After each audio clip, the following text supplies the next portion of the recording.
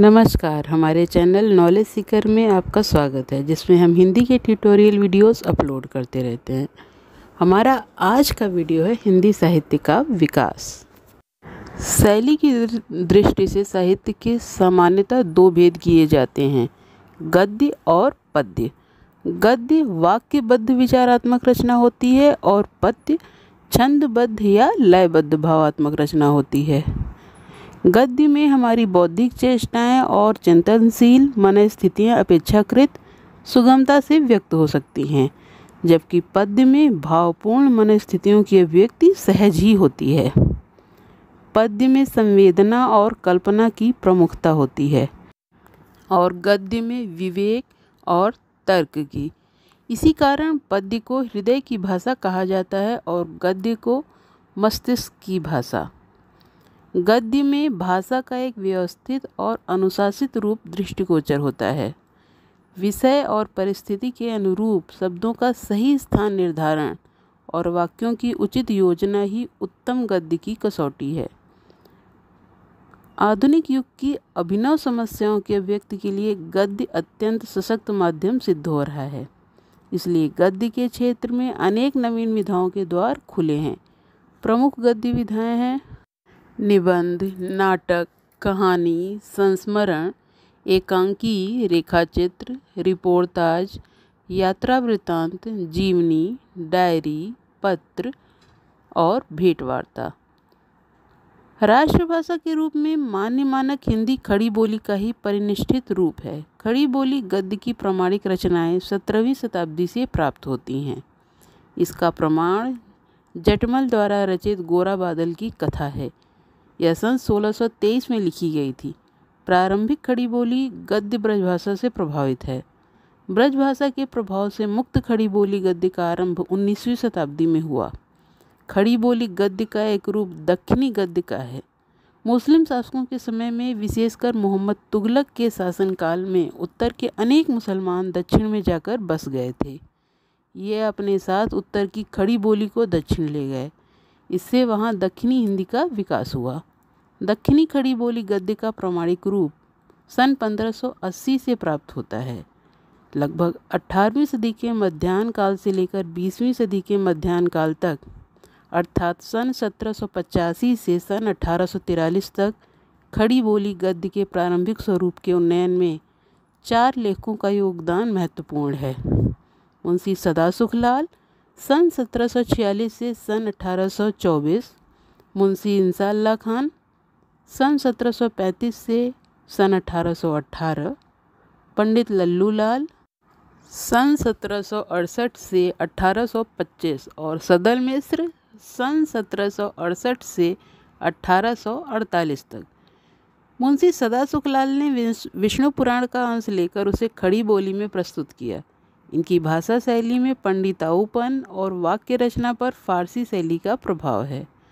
मुंशी इंसाअल्लाह खान ने चटपटी हास्य प्रधान शैली में रानी केतकी की कहानी लिखी। सदल मिश्र की प्रसिद्ध कृति नासिकेतोपाख्यान है और पंडित लल्लू सागर ने प्रेम सागर लिखा था। इन लेखकों के कुछ समय पहले रामप्रसाद निरंजनी ने भाषा योग वशिष्ठ में और मध्य प्रदेश के पंडित दौलत राय साधु ने अपनी रचनाओं में खड़ी बोली गद्य का प्रयोग किया था। इन्हीं दिनों ईसाई मिशनरी ने भी बाइबिल का हिंदी खड़ी बोली गद्य में अनुवाद कराकर हिंदी गद्य के विकास में अपना योगदान दिया। लेकिन 19वीं शताब्दी के प्रथम चरण तक हिंदी गद्य का स्वरूप पूर्णतः प्रयोजित नहीं हो पाया था। 19वीं शताब्दी का द्वितीय और तृतीय चरण भारतीय सामाजिक और राष्ट्रीयता के जागरण का काल था। इस नवीन चेतना का अभ्युदय बंगाल से हुआ। यहीं से समाचार पत्रों के प्रकाशन का प्रारंभ हुआ। यह देश ब्रज भाषा से दूर था, इसलिए नवीन चेतना को अभिव्यक्त करने का अनेक संस्थाओं का योगदान था। इनमें प्रमुख थी ब्रह्म समाज सोसाइटी, रामकृष्ण मिशन, प्रार्थना समाज, आर्य समाज और थियोसॉफिकल सोसाइटी इत्यादि। इन संस्थाओं ने, विशेषकर आर्य समाज ने, अपने विचारों के प्रचार प्रसार का माध्यम हिंदी गद्य को बनाया। हिंदी गद्य साहित्य के विकास क्रम को 4 युगों में बांटा जा सकता है: भारतेंदु युग, द्विवेदी युग, छायावादी युग और छायावादोत्तर युग। भारतेंदु युग सन 1850 से 1885 तक।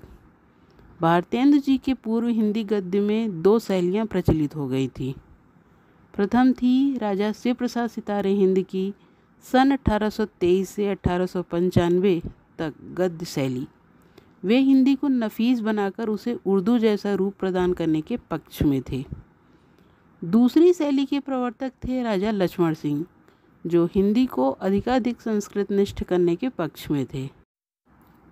भारतेंदु जी ने इन दोनों के मध्य का मार्ग ग्रहण कर उसे हिंदी भाषा प्रदेशों की जनता के मनोनुकूल बनाया। लोक प्रचलित शब्दावली के प्रयोग के कारण भारतेंदु जी का गद्य व्यावहारिक, सजीव और प्रवाहपूर्ण है। बालकृष्ण भट्ट, पंडित प्रताप नारायण मिश्र, राधाचरण गोस्वामी, बद्री नारायण चौधरी, प्रेमघन, ठाकुर जगमोहन सिंह, राधाकृष्ण दास और किशोरी लाल गोस्वामी भारतेंदु जी के सहयोगी और समकालीन लेखक थे। पंडित बालकृष्ण भट्ट इलाहाबाद से हिंदी प्रदीप नामक मासिक पक्ष निकालते थे। उनकी शैली विनोदपूर्ण और चुटीली है और व्यंग्य में सरसता के साथ मार्मिकता भी है। उन्होंने अंग्रेजी, उर्दू, संस्कृत और लोक भाषा के शब्द लिए। उनके निबंधों के विषय में विविधता देखी जा सकती है। पंडित प्रताप नारायण मिश्र ने ब्राह्मण पत्रिका माध्यम से हिंदी गद्य साहित्य को समृद्ध करने का प्रयत्न किया। उन्होंने समाज सुधार और सांस्कृतिक पुनरुत्थान की दृष्टि से निबंध लिखे। चुलबुलापन, हास परिहास, आत्मीयता और सहजता उनकी भाषा शैली की प्रमुख विशेषताएं हैं। श्री बद्री नारायण चौधरी प्रेमधन आनंद कादम्बिनी पत्रिका का संपादन करते थे। उनकी भाषा संस्कृतनिष्ठ और शैली काव्यात्मक है। श्री राधाचरण गोस्वामी और ठाकुर जगमोहन सिंह ने सामयिक समस्याओं पर भी निबंध लिखे। हमारे आज के वीडियो में हमने जाना हिंदी साहित्य के विकास में भारतेंदु युग का योगदान। हमारे अगले वीडियो में हम जानेंगे हिंदी गद्य साहित्य के विकास में द्विवेदी युग, छायावाद युग और छायावादोत्तर युग का योगदान। अगर आपको हमारा यह वीडियो पसंद आया हो तो इसे लाइक और शेयर करिए और हमारे चैनल को सब्सक्राइब ज़रूर करिए ताकि हमारी हर वीडियो का नोटिफिकेशन आपको मिलता रहे।